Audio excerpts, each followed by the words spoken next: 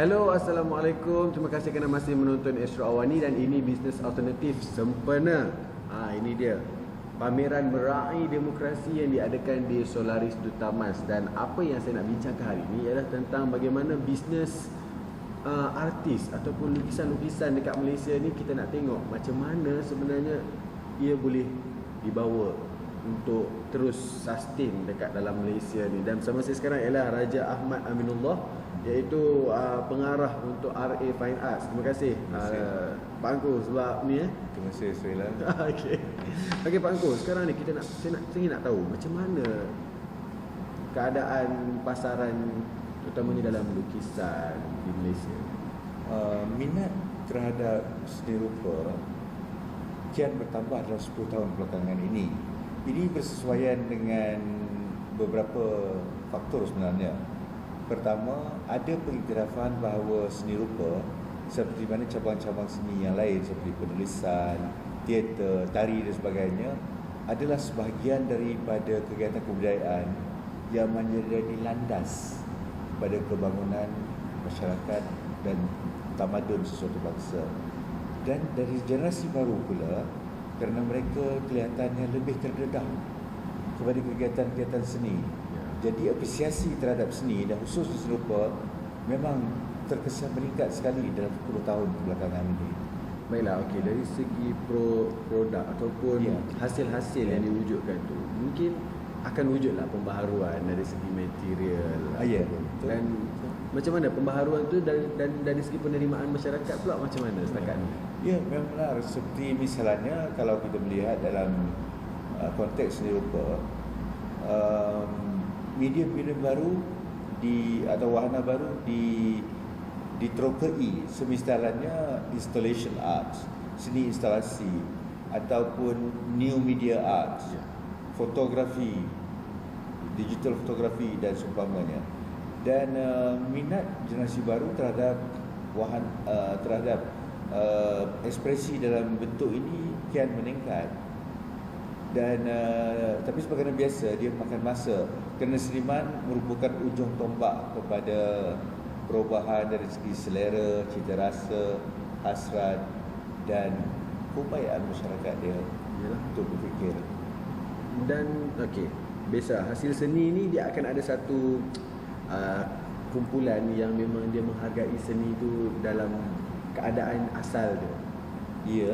Dan dari situ sebenarnya kita ingin juga nak tahu, adakah ia akan menggugat pasaran sebab berlaku modernisasi dalam hasil-hasil seni yang terutamanya yang baru yang sudah diperbaharui sekarang? Okey, saya rasa dia tidak, kerana dia mempunyai ruang-ruang peminat yang terus ada. Jadi dalam seni rupa yang lebih berbentuk konvensional seperti arca dan lukisan atas kanvas ataupun lukisan cat air atas kertas, mereka tetap popular dan malahan bertambah popular akhir-akhir ini. Ini juga antara lain terserah kepada penggarapan. Sama ada medium tu medium baru atau medium lama, itu terserah pada penggarapan seniman itu sendiri. Apa yang ingin diceritakannya, naratifnya melalui lukisan itu. Dan sebagai kita sini juga kita harus ingat bahawa tahap apresiasi masyarakat mempunyai perbezaan-perbezaan.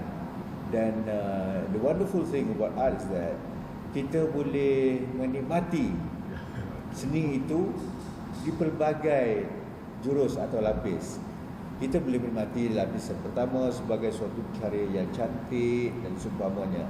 Mungkin ada peminat seni yang lain pula, dia ingin mendalami di sebalik lapisan pertama dan dia cuba mencari apakah falsafah yang mendorong seniman itu melukis gambar begitu ataupun membuat arca begitu.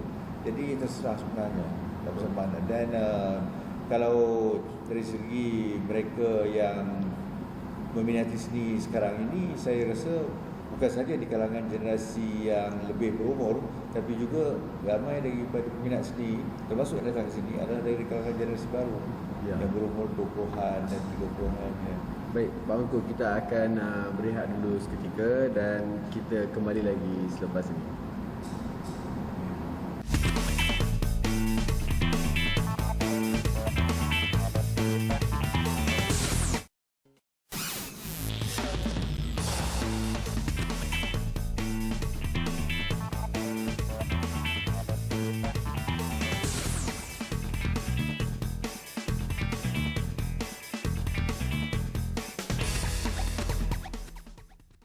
Baiklah, masih lagi bersama saya Hilal Azmi dan juga Pak Engku untuk membincangkan tentang bagaimana seni di zaman baru ni, bagaimana kita nak pastikan sebenarnya seni itu kekal kompetitif dan seniman-seniman di Malaysia masih boleh membuat duit.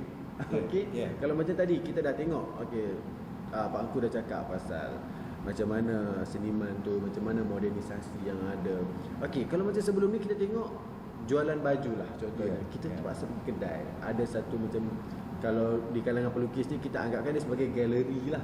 Kan kita terpaksa pergi kedai, cuba dan tengok sendiri baju tu. Dan sekarang baju tu semua dah ada online. Macam mana? Ada potensi tak untuk lukisan-lukisan macam ni dijual pula secara online, dan macam mana pandangan Pak Engku?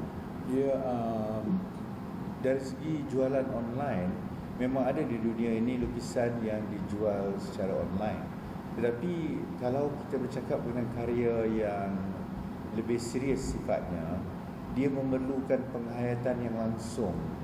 Bermakna harus datang ke tempat pameran itu diadakan dan melihat pameran itu, dan melihat lukisan itu seutuhnya, maknanya secara langsung, dan bukan hanya melalui imej yang kecil yang ini, kerana itu tidak dapat menggambarkan keseluruhan. Itu suatu substitute yang wajar saja kalau kita tidak berkebayaan untuk pergi. Semisalnya kita melihat lukisan Mona Lisa, kita tak mungkin kita pergi ke Paris sebagai kebanyakan kita, jadi kita tengok dalam online kan. So saya tidak menafikan kemungkinan itu, tapi sebagaimana saya kata tadi, elok dihayati dengan melihat secara langsung. Apatah lagi kalau dia berada di ruang lingkung yang mungkin kita pergi. Tapi lebih berdasar daripada itu adalah soalan yang awal tadi, iaitu soal kelangsungan hidup seniman. Ya. Ini amat penting kerana masih wujud sedikit tanggapan bahawa kegiatan seni ini hanya untuk suka-suka, Ya. ataupun hobi, ataupun semata-mata memenuhi gairah hidup atau passion. Betul, dia mungkin merangkumi elemen-elemen yang berkenaan, tetapi bagi kebanyakan seniman seni rupa, lukisan itu juga, kerjaya lukisan itu adalah suatu vocation, satu kerjaya. Kita tidak lagi berada di zaman seperti di zaman, katalah, lukis terkenal dunia Van Gogh, yang mana dia terpaksa kerat telinga dia kerana tidak menjual lukisan. Sekarang, golongan pelukis sekarang saya rasa pada umumnya lebih ramai yang tidak romantis sifatnya. Maksud saya tidak romantis arti kata falsafahnya, bukan tidak romantis saya kata hubungan manusiawi, tapi dari falsafahnya.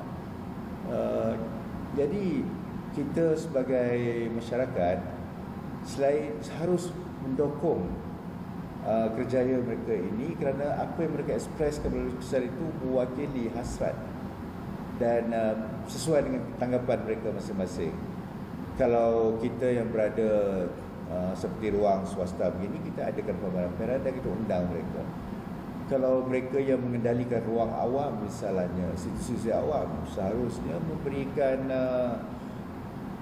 menyediakan suasana dan prasarana yang lebih memungkinkan mereka untuk terus berkarya, termasuk misalnya dengan pembelian karya-karya mereka untuk institusi awam, untuk pejabat, menteri dan pegawai tinggi kerajaan dan seumpamanya.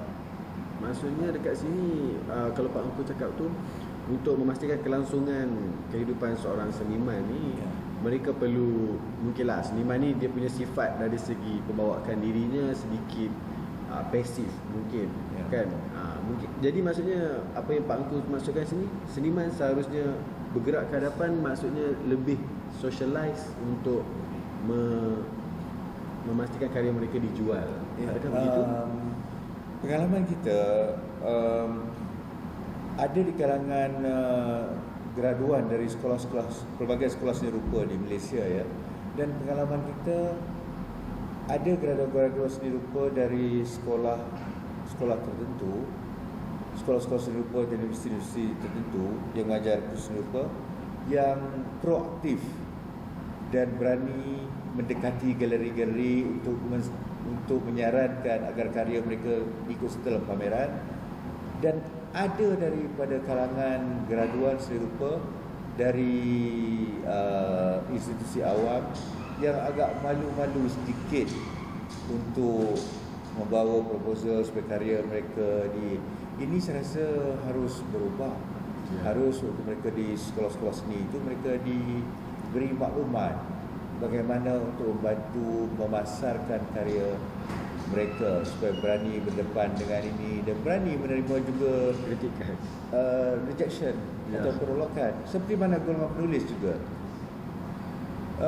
Sama juga saya rasa sebagai seorang penulis sendiri, misalnya saya memberikan buku-buku saya kepada penerbit-penerbit lain. Saya juga menerbit karya-karya dari Sebazu, tapi kalau tulisan saya bagi penerbit lain. Dan saya lebih senang kalau penerbit itu handle atau menguruskan segala berkenaan dengan pemasaran buku itu. Baik. Jadi dalam konteks ini, galeri juga memainkan peranan serupa itu, iaitu dia seharusnya dapat membebaskan seniman untuk fokus kepada berkarya dan tidak dibeban dengan soal bagaimana memasarkan karya mereka. Ya. Baik, okey, kita dah lebih kurang 10 saat lagi.